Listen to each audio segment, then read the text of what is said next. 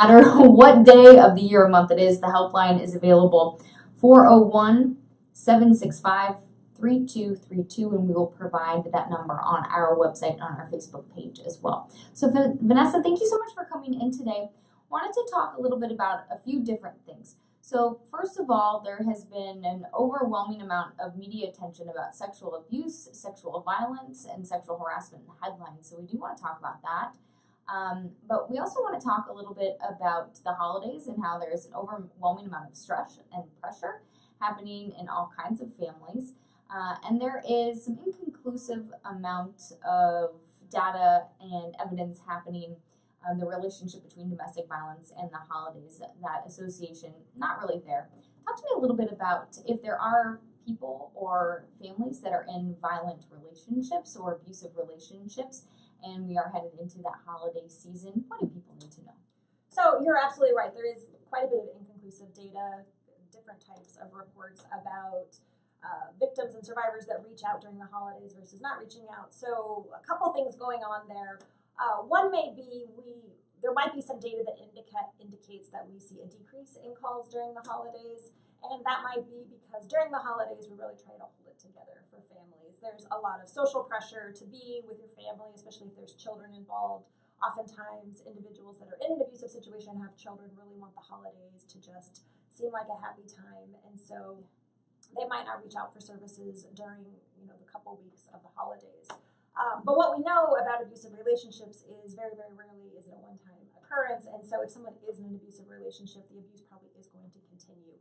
And so that's why if there is data that indicates there's a spike in calls for help after the holidays, it might be because individuals have waited to get through the holidays. And then often realize that the situation is not going to improve, and that's when they seek assistance. So definitely, if you are or you know someone that is in an abusive relationship, again, that helpline available. You mentioned that you're there on those holidays. You have people available, right? People do need help. We're open 365 days a year. Yeah, doesn't matter what day of the year it is. Talk to me a little bit about some of the resources that Sojourner House has available. You mentioned before that you've continued expanding, which is kind of a double-edged sword. People need the resources, people need the help, and so you've been there to answer the call. Sure. So we provide a variety. We're mostly a direct services organization, which means we're there to provide assistance when an individual is experiencing a crisis or needs help rebuilding their life.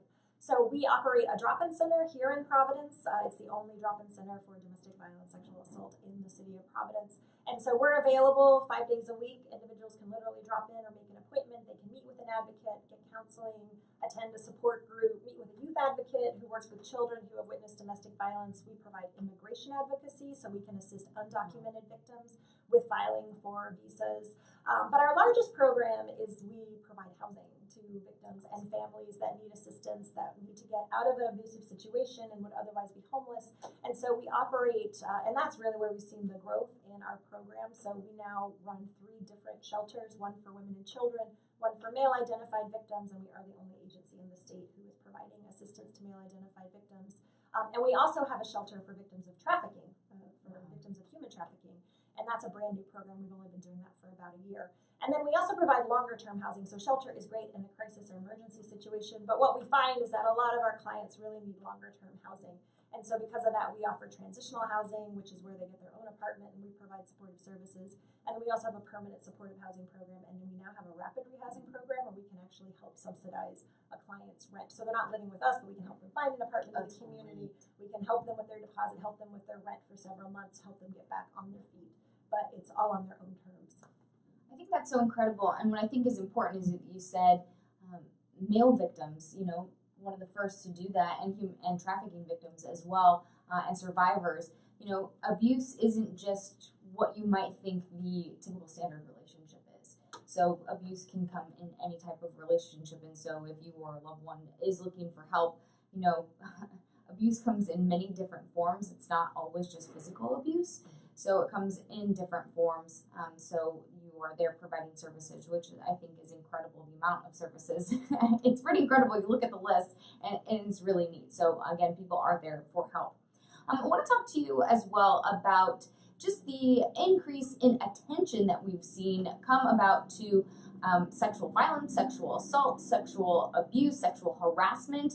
There's been an overwhelming amount of media attention played on very popular names, whether it's Harvey Weinstein or Matt Lauer, Kevin Spacey, people's names being thrown into the mix of allegations of sexual abuse. With more attention to these allegations, do you think more awareness? There is a slight shift right now, and we do seem to be more aware as a society, and not just aware, but there does seem to be a subtle shift to where we're not finding acceptable, right? We're saying that's not appropriate behavior. Employers are holding employees accountable, and that is where the shift really is occurring, that we're starting to see that as a society, we're not going to accept abuse. I think that's neat. And as we move forward, if people find themselves, they're thinking, I don't know. As I move forward, there's a lot of more attention around this, and they have questions. Have you seen more people call?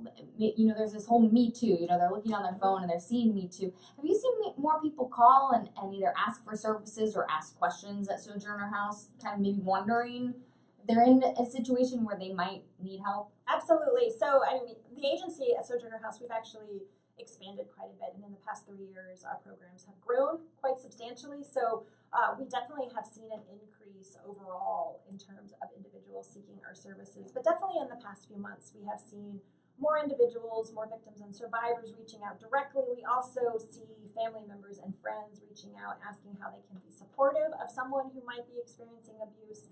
And so we're certainly happy to answer any questions and provide resources. But it is important to realize that you can't make someone report abuse if they're not ready to do that. And that's a question we get a lot from loved ones that want to help someone they know that is in a bad situation. And it really is important to let the victim work out the process on their own timeline. Okay, I think we will leave it at that. Vanessa, thank you so much for joining us here today. If you or someone you know, again, take it from Vanessa. If they are ready to make a change and report, then they need to do that. But if you want support as a family member, head to Sojourner House. Give them a call, right? Absolutely.